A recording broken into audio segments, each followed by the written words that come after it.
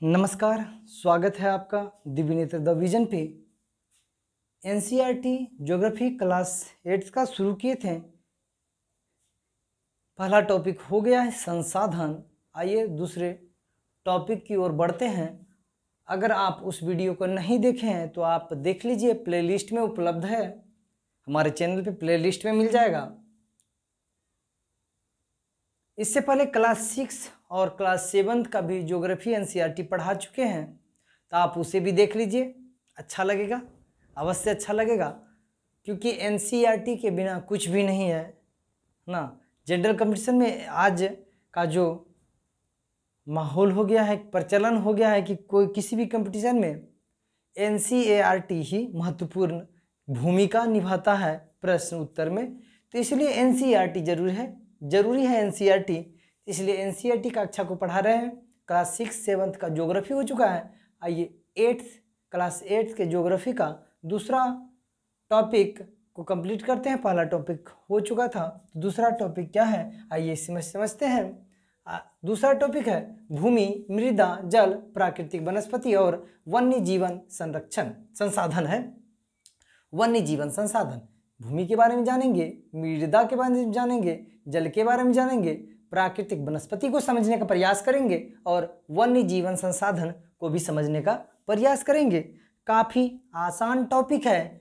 Topic आसान हो कि कठिन हो इसका मतलब ज़्यादा नहीं है, क्योंकि अगर ढंग से समझ लिए चीज़ को ढंग से समझ लिए फिर चीज़ें आसान हो जाती हैं। तो बारीकी से समझते हैं। आइए इसको बुक से ही डायरेक्ट समझते हैं। ठीक है। तंजानिया अफ्रीका महाद्वीप में एक देश है। देश का नाम है तंजानिया। तंजानिया देश है।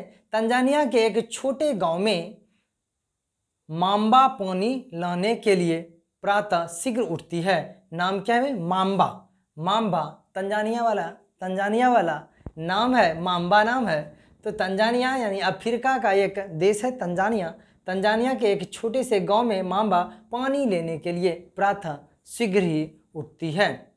उसे बहुत दूर जाना पड़ता है। क्यों दूर जाना पड़ता है समझेंगे इस चीज़ को। उसे बहुत दूर जाना पड़ता है, किसे? मांबा को पानी लाने के लिए बहुत दूर जो जाना पड़ता है, कि भोरे उठ के मांबा पानी लाने के लिए जाती है और वह कुछ घंटों के बाद लौटती है मांबा पानी लेके। इसके उपरांत वह घर के कार्यों में अपनी माँ का हाथ बटाती है। ये जो मांबा है पानी लेते आती है, घंटों दूर जाके घंटों लगता है पानी लाने में। उसके बाद माँ के छोटे छोटे कामों में हाथ बटाती है यह मांबा और अपने भाइयों की बकरियों की देखभाल में मदद करती है। उनका मांबा का एक भाई है, वो बकरी चराता है, तो वो बकरी की देखभाल में भी काम करती है मांबा। उसके पूरे परिवार के पास उनकी छोटी झोपड़ी के चारों ओर चट्टानी भूमि, उसके छोटी झोपड़ी के पास छोटी झोपड़ी है, उसके पास चट्टानी भूमि का एक भाग है। मांबा के पिता कठिन परिश्रम के बाद मात्र कुछ मक्का और सेम ही उगा सकते हैं, फिर भी यह उनके परिवार के साल भर के खाने के लिए पर्याप्त नहीं है। मतलब यह हुआ कि ये दिखा रहा है, यह बता रहा है कि कितना कठिन है तंजानिया में जीवन। कि मांबा सवेरे जगी, मांबा गई कोसों दूर गई पानी लाने के लिए, घंटों समय लगा, आती है बेचारी मांबा। उसके बाद मम्मी के छोटे छोटे कामों में हाथ बटाती है, भाई के साथ काम करती है बकरी देखभाल में। उसके बाद क्या करती है भाई? मांबा बकरियों की देखभाल करती है। परिवार के पास ज़्यादा कुछ नहीं है, छोटा सा घर है, घर के बगल में चट्टान सब है, चट्टानी भूमि का एक भाग है। और उसके बाद क्या है? मांबा के पिता कठिन परिश्रम के बाद, ऐसा नहीं कि इजी में रोप दिया हो गया, ऐसा नहीं। मांबा के पिताजी कठिन परिश्रम के बाद बहुत कम मात्रा में क्या क्या उगाते हैं? मक्का उगा पाते हैं और सेम उगा पाते हैं। फिर भी यह उनके सालों भर का खाना नहीं इससे मिल पाता है, सालों भर का भरण पोषण पर्याप्त नहीं है, समझे? तो कठिन जीवन बताया गया है। अफ्रीकन जो जीवन है वो उसे कठिन जीवन है अफ्रीका में, तो उस कठिन जीवन को लिपिबद्ध यहाँ किया गया है। परिवार के साल भर के खाने के लिए पर्याप्त नहीं है, वो बात बता दिए। पीटर न्यूजीलैंड के भेड़ पालन प्रदेश के मध्यवर्ती भाग में रहता है। मतलब यह बात है कि विश्व में अलग अलग भौगोलिक जो क्षेत्र है वहाँ पे जीवन कैसा जीवन है उसको यहाँ पे पिरोया गया है। तो पहले अफ्रीका के तंजानिया को देखें। अब परिवार यहाँ पे देखते हैं पीटर न्यूजीलैंड का। अब एक न्यूजीलैंड है, न्यूजीलैंड देश है, तो वहाँ पे एक व्यक्ति है पीटर, उसके बारे में बताया गया है कि पीटर न्यूजीलैंड के भेड़ पालन प्रदेश के मध्यवर्ती भाग में रहता है। न्यूजीलैंड में भेड़ पालन होता है, तो वहाँ पे भेड़ पालन करता है कौन? पीटर, जहाँ परिवार उस क्षेत्र में रहता है जहाँ उसका परिवार किस प्रक्रम में ऊन प्रक्रम करने के कारखाना चलाते हैं। भेड़ पालन करेगा तो भेड़ के बाल से ऊन बनाया जाता है, तो वो इसी काम में उसका पीटर का परिवार लगा हुआ है। प्रतिदिन जब पीटर स्कूल से लौटता है वह अपने चाचा को अपनी भेड़ों की देखभाल करते हुए देखता है। जब पीटर स्कूल से लौटता है तो देखता है उसका चाचा क्या कर रहा है? भेड़ों की देखभाल कर रहा है। उनका भेड़ों का बाड़ा होता है, जहाँ भेड़ को रखा जाता है उसे बाड़ा कहा जाता है ना। तो उनका भेड़ों का बाड़ा कुछ दूरी पर पहाड़ियों से लगे हुए एक विस्तृत घास के मैदान पर स्थित है। जो भेड़ रखने का बाड़ा है तो कुछ दूरी पर पहाड़ियों के पास एक घासा स्थल है, उसी मैदान में स्थित है भेड़ का बाड़ा। वहाँ नवीनतम प्रौद्योगिकी का उपयोग करते हुए एक वैज्ञानिक विधि से इसका प्रबंधन किया जाता है। वहाँ पे जो हो रहा है भेड़ का बड़ा है न्यूजीलैंड में। पीटर देखता है कि वहाँ पे वैज्ञानिक प्रौद्योगिकी का प्रयोग करके वैज्ञानिक ढंग से भेड़ पालन हो रहा है। समझे? पीटर का परिवार जैविक कृषि द्वारा सब्जियां भी उगाते हैं। जैविक कृषि द्वारा सब्जी उगा रहा है, पारंपरिक विधि से नहीं, जैविक कृषि से सब्जी उगाने का काम कर रहा है पीटर का परिवार। यह अंतर बताया गया है कि एक तंजानिया का माम्बा नामक एक लड़की है, उसका परिवार का स्थिति इतना दयनीय है तंजानिया में। यह दिखा रहा है कि एक ही अक्षांश पे स्थित लगभग है। एक अक्षांश से विस्तार थोड़ा गल है, दक्षिण की तरफ न्यूजीलैंड चला जाएगा।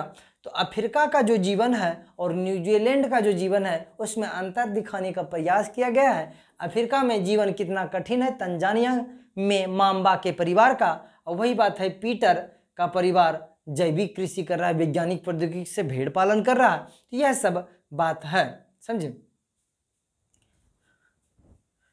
माम्बा और पीटर विश्व के दो विभिन्न स्थलों में रहते हैं। बता देते हैं कहाँ पे। यहाँ पे अफ्रीका में कौन सी है? तंजानिया। और यहाँ पे द्वीप का एक समूह है, नाम है, बहुत और नीचे जाएगा, लगभग इससे और नीचे जाएगा। ये क्या है? न्यूजीलैंड है, समझे? मैप में, मानचित्र में ये अफ्रीका है, यहाँ पे न्यूजीलैंड है। तो ये विभिन्न दो स्थल है पृथ्वी पर ही। पीटर विश्व के दो विभिन्न स्थलों में रहते हैं, माम्बा और पीटर, और उनके जीवन व्यतीत करने में बहुत अंतर है। यहाँ का जीवन कुछ और है, यहाँ का जीवन कुछ और है। यह विभिन्नता भूमि की गुणवत्ता, यह जो विभिन्नता है ना, इसमें भूमि की गुणवत्ता, मृदा, जल की उपलब्धता, प्राकृतिक वनस्पति, प्राणियों और प्रौद्योगिकी के उपयोग की भिन्नता के कारण हो पाया है। ये जो भिन्नता देखें ना, यह जो भिन्नता देखें माम्बा और पीटर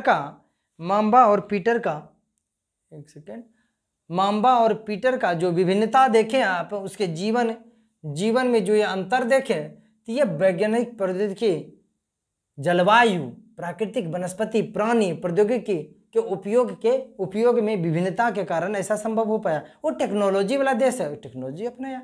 इन स्थानों का एक दूसरे से भिन्न होने का मुख्य कारण इस प्रकार के संसाधनों का उपलब्धता है। मतलब यहाँ पे संसाधनों की उपलब्धता के बारे में बताया गया कि जिस प्रकार का संसाधन होगा मानवीय जीवन उस प्रकार का होगा, जलवायु जिस प्रकार का होगा मानवीय जीवन उस प्रकार का होगा।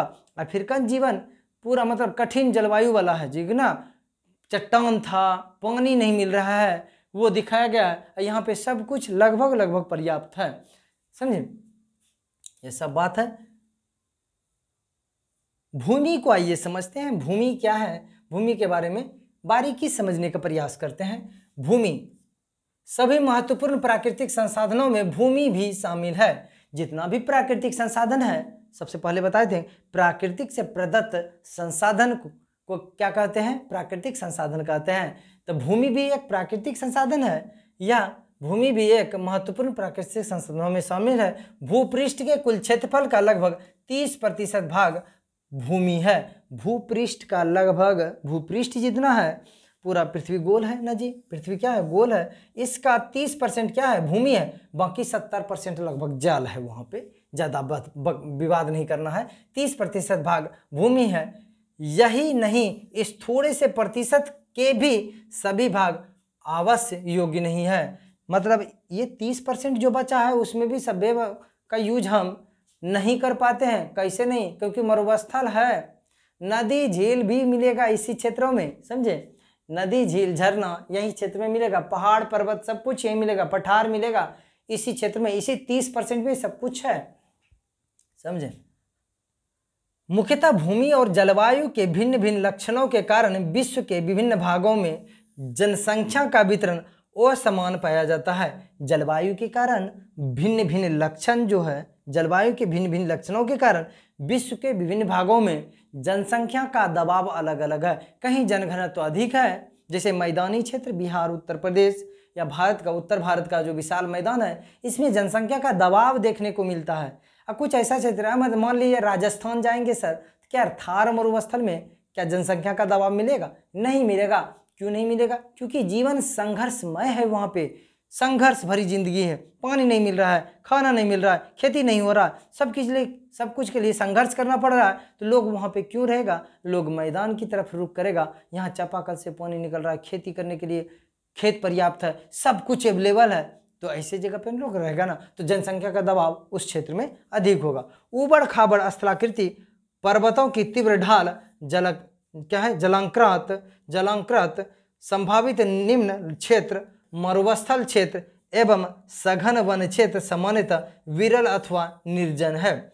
मतलब यह बात है कि स्थलाकृति ऊबड़ खाबड़ स्थलाकृति है, पर्वत का तीव्र ढाल है, वहाँ पे नहीं है लोग रहेगा। यही 30% जो भाग बताए ना, वो क्रम पर्वत का ढाल भी होगा।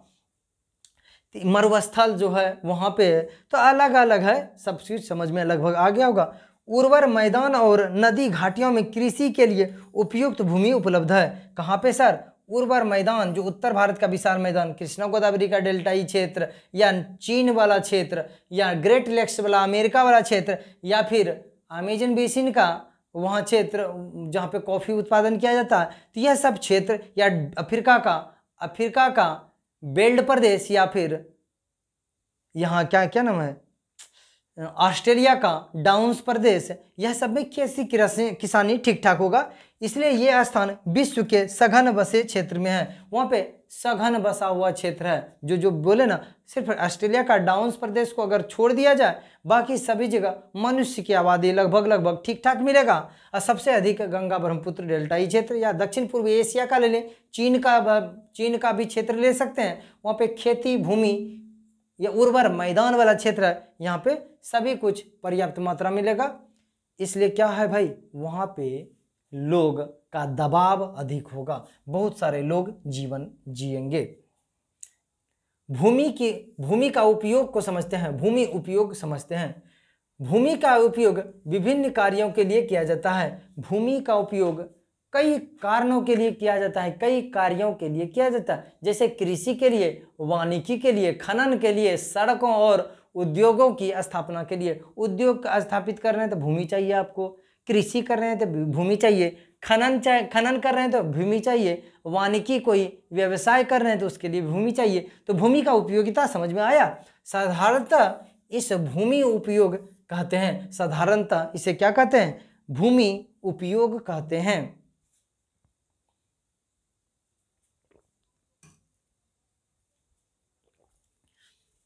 क्या आप मांबा और पीटर के परिवारों के भूमि उपयोग के विभिन्न तरीकों की सूची बना सकते हैं?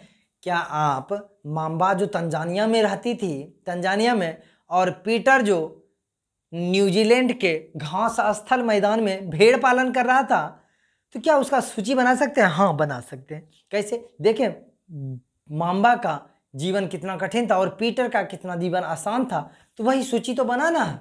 भूमि का उपयोग भौतिक, ये जैविक कृषि, पीटर क्या कर रहा है, जैविक कृषि।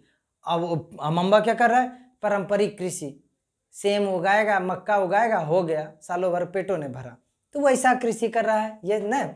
भूमि का उपयोग भौतिक कारकों द्वारा निर्धारित किया जाता है, जैसे स्थलाकृति, मृदा, जलवायु, खनिज और जल की उपलब्धता। मानवीय कारक जैसे जनसंख्या और प्रौद्योगिकी भी भूमि उपयोग प्रतिरूप के महत्वपूर्ण निर्धारक है।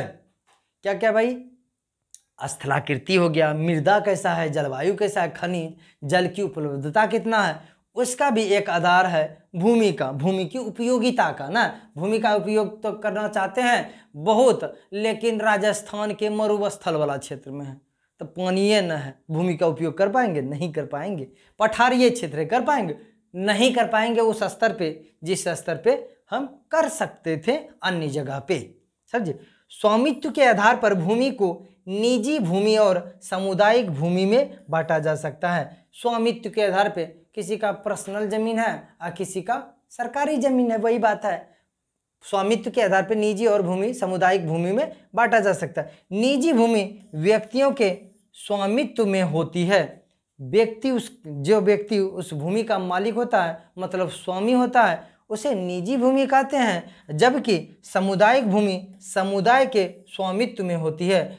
कुछ भूमि ऐसा होता है जो पूरा समुदाय का होता है, जैसे फील्ड, क्रिकेट खेलने जाते हैं, सामुदायिक भूमि कहलाएगा।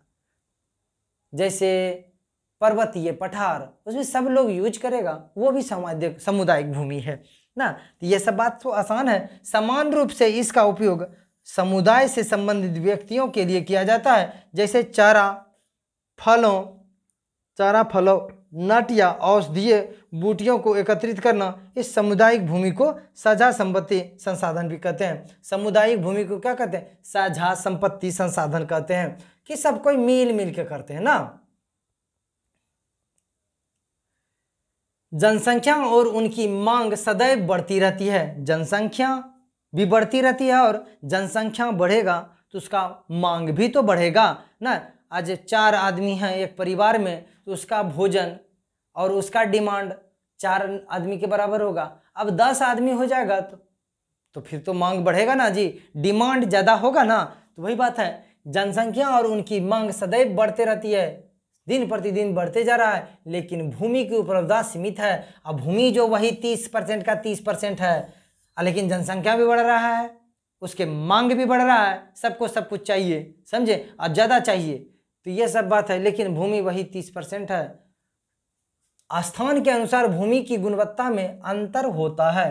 स्थान अलग अलग स्थान पे भूमि की गुणवत्ता अलग अलग होता है। जैसे मांबा का देखे थे, कितना कठिन जीवन था कि मांबा कोसों दूर जाके पानी लाती थी, घंटों समय लगता था। अब पीटर के पास सब कुछ न्यूजीलैंड में अवेलेबल था।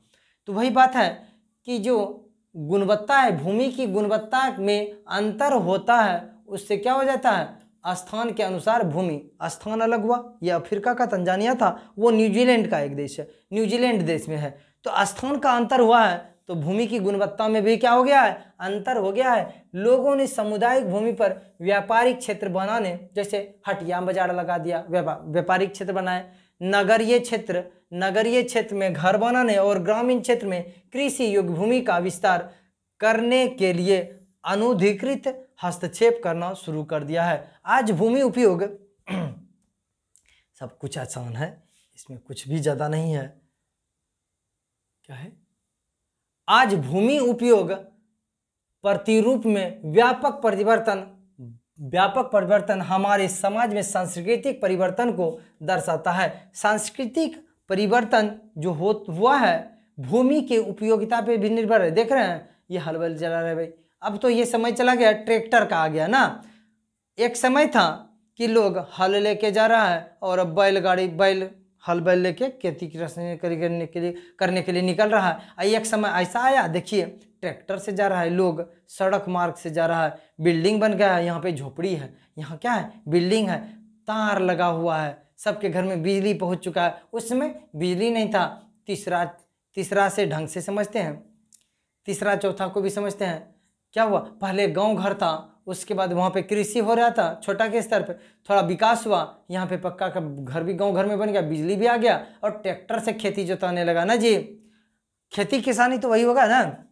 तीसरा में क्या आ गया, खेती किसानी कम हो गया है, यहाँ कृषि कार्य कम हो गया है, थोड़ा हाईटेक जीवन है, शहरी जीवन में तब्दील हो गया, ये महानगरी जीवन है, बड़े बड़े बड़ा क्या है बिल्डिंग है। यहाँ कुछ छोटा बिल्डिंग था, कुछ कम गाड़ियाँ थी, बिजली बत्ती भी कम है, लेकिन यहाँ पे बिजली बत्ती देख रहे हैं, ओवर ब्रिज सब कुछ है, बड़ा बहुत सारा गाड़ी है, बड़ा बड़ा बिल्डिंग है। तो यह सब परिवर्तन हुआ भूमि उपयोग में समय के अनुसार परिवर्तन। समय ऐसा था, फिर बाद में ऐसा हुआ, फिर ऐसा हुआ, फिर ऐसा हुआ। गांव ही आज जो बड़ा बड़ा महानगर देख रहे हैं वो कभी ना कभी गांव ही रहा होगा, क्योंकि उसी समय पहले दिन जाके वहाँ पे कार बस ट्रक ये सब ने आ गया होगा कि बड़ा बड़ा बिल्डिंग बन गया होगा। ऐसा थोड़ी होगा, धीरे धीरे परिवर्तन हो रहा है, समझे।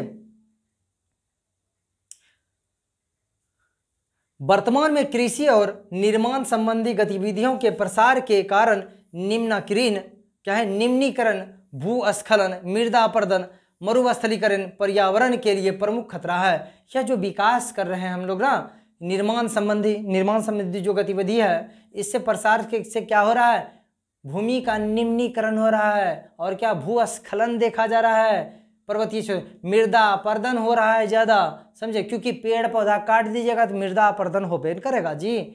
मरुस्थलीकरण हो रहा है क्योंकि पेड़ पौधा कटेगा तो बरसात में भी अंतर मिलेगा और क्या हो जाएगा, भूमि मरुभूमि में तब्दील हो जाएगा ना। यह सब प्रमुख खतरा व्याप्त है।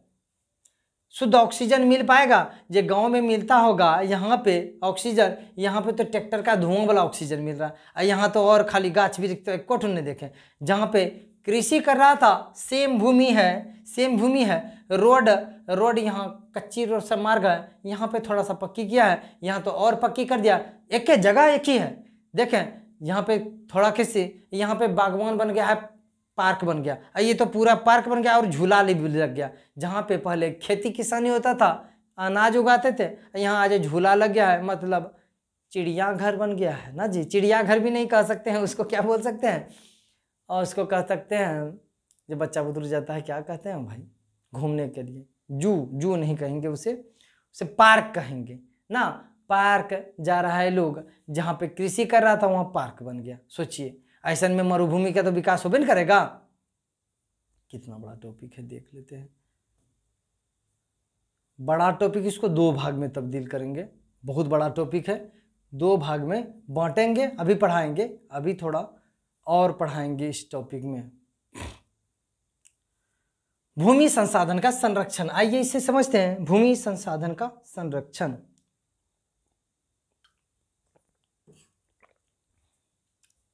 भूमि संसाधन का संरक्षण बढ़ती जनसंख्या तथा इसकी बढ़ती मांगों के कारण वन भूमि और कृषि योग्य भूमि का बड़े पैमाने पर विनाश हुआ है।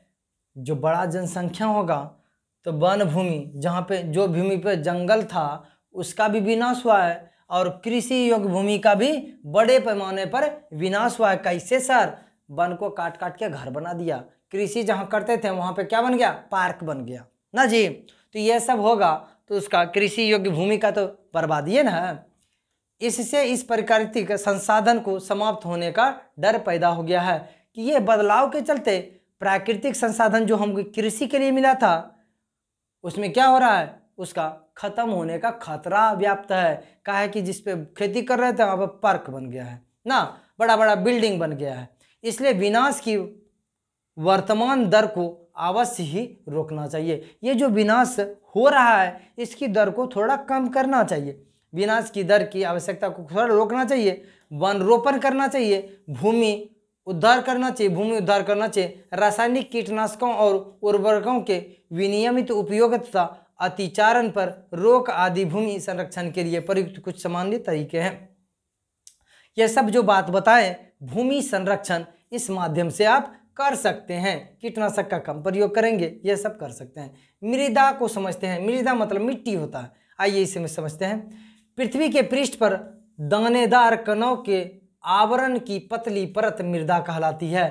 पृथ्वी पे जो आप देखते हैं कि दानेदार कण है, इस कण का एक आवरण है, दानेदार कण का एक आवरण है, उसे क्या कहते हैं? मृदा कहते हैं। ये बहुत निम्न स्तर पे क्लास 8 के बच्चे को समझाया गया है और आपको भी समझ में यह आ जाएगा। मृदा कितना आसान हो गया। मृदा किसे कहेंगे? एक पृथ्वी पे जो छोटा छोटा कण वाला दिखता है ना उसे मिट्टी कहेंगे, मृदा कहेंगे ना। यह भूमि से निकटता से जुड़ी हुई है।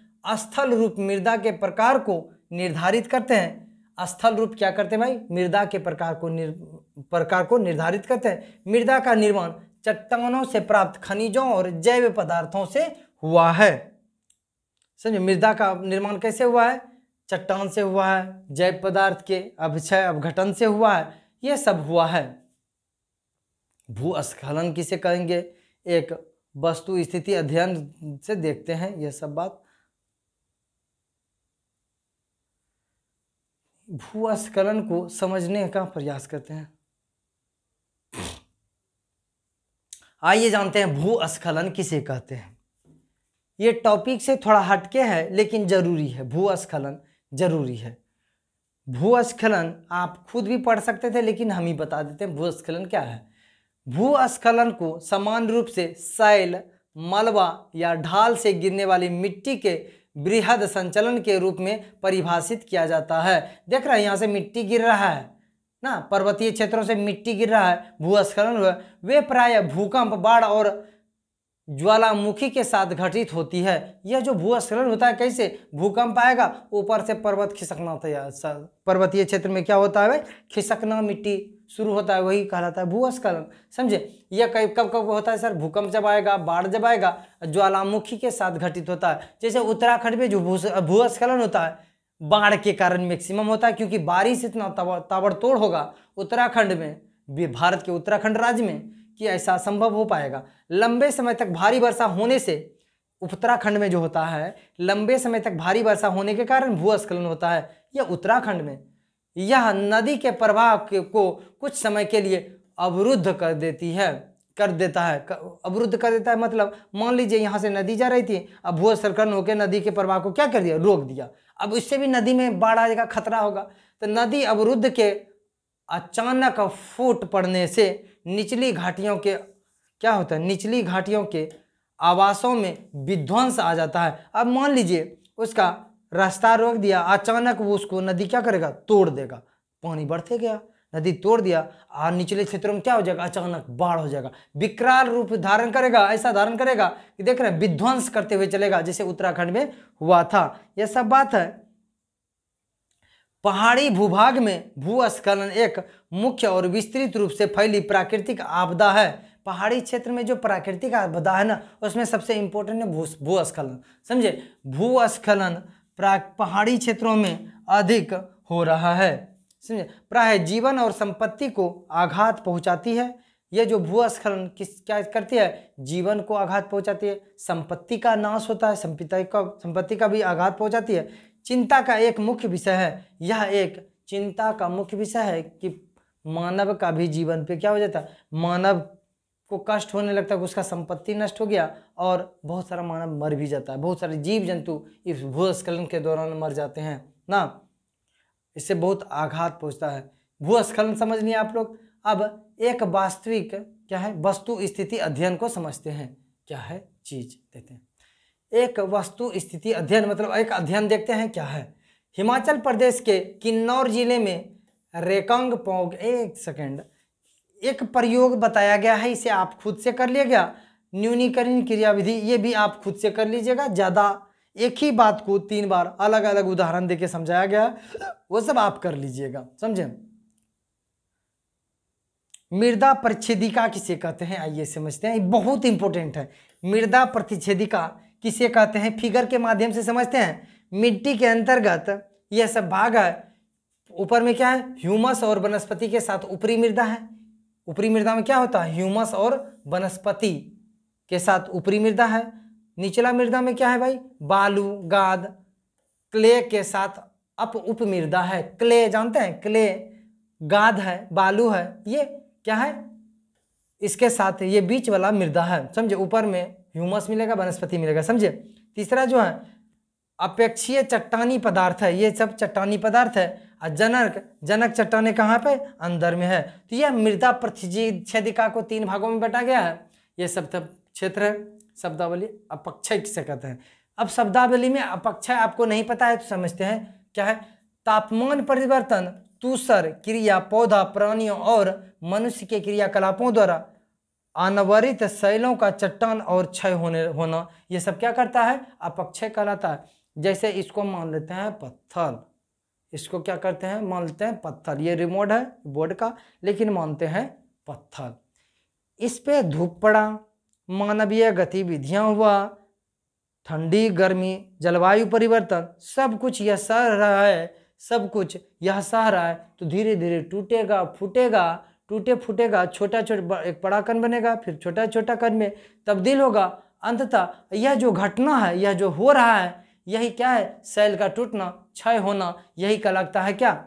ये क्षय क्यों हुआ, क्योंकि मान लीजिए दिन में धूप होगा, ज़्यादा तापमान, रात में कम हुआ, वर्षा होगा, सब कुछ होगा, सब कुछ झेलेगा, क्या टूटे फूटेगा, नहीं टूटे फूटेगा। यही टूटना फूटना कहलाता है, अपक्षय कहलाता है।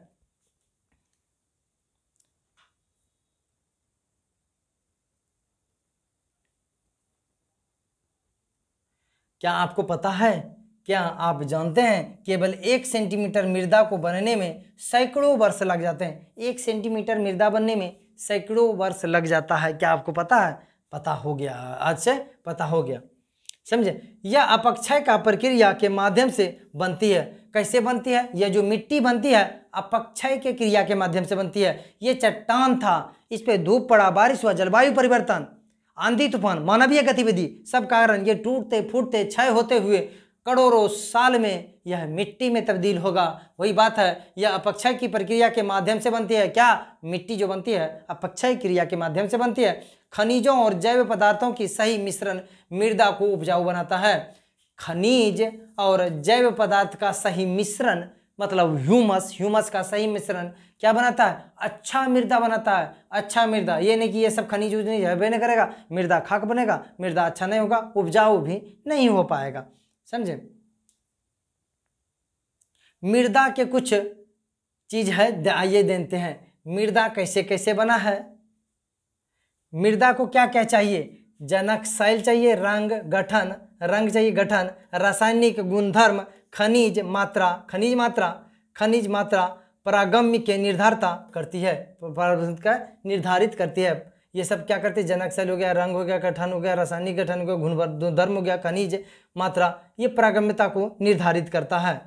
जलवायु, तापमान, वर्षा, अपक्षय और ह्यूमस निर्माण की दर को प्रभावित करता है। ह्यूमस निर्माण की दर को कौन प्रभावित करता है मृदा में, जलवायु करता है। तापमान, वर्षा, अपक्षय ह्यूमस निर्माण में की दर को प्रभावित करता है।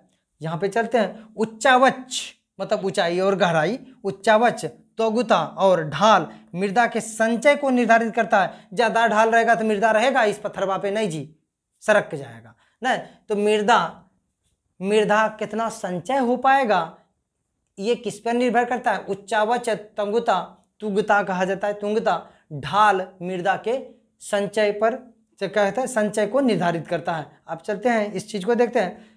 वनस्पति जात, जो वनस्पति है मृदा में, वनस्पति जात, प्राणी जात, सूक्ष्म जीव ह्यूमस निर्माण की दर को प्रभावित करता है। तो अब पूछेगा ह्यूमस, मृदा में ह्यूमस निर्माण की दर को कौन प्रभावित करता है, वनस्पति जात प्रभावित करता है। प्राणी जात, कितना प्राणी अब मरेगा, सड़ेगा, गलेगा तो ह्यूमस होगा ना मिट्टी में जी। तो जितना ज़्यादा चीज मरेगा, सड़ेगा, गलेगा तो यह सब ह्यूमस मिट्टी में ह्यूमस की मात्रा को निर्धारित करता है। वनस्पति, प्राणी जात, सूक्ष्म जीव ह्यूमस निर्माण की दर को प्रभावित करता है। समय, कितना समय लगा है इस चीज में, समय मृदा पृष्ठिका की मोटाई का निश्चित करता है। मृदा पृष्ठिका कितना मोटा है इसका निर्धारण कौन करता है, समय। कितना समय लगा है इस मिट्टी को बनने में वह निर्धारित करता है। तो यह सब बात था, समझ में आया। एक मृदा में ये सब चीज चाहिए और यह सब कारक है मृदा निर्माण में। अब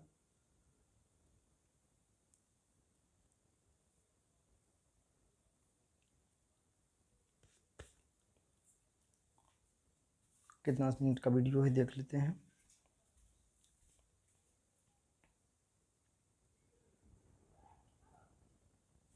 चलिए आइए यहाँ से फिर नेक्स्ट वीडियो में समझते हैं, कहा कि वीडियो बहुत लंबा हो जाएगा, 35 मिनट का वीडियो हो चुका है। आइए नेक्स्ट वीडियो में समझते हैं उसको।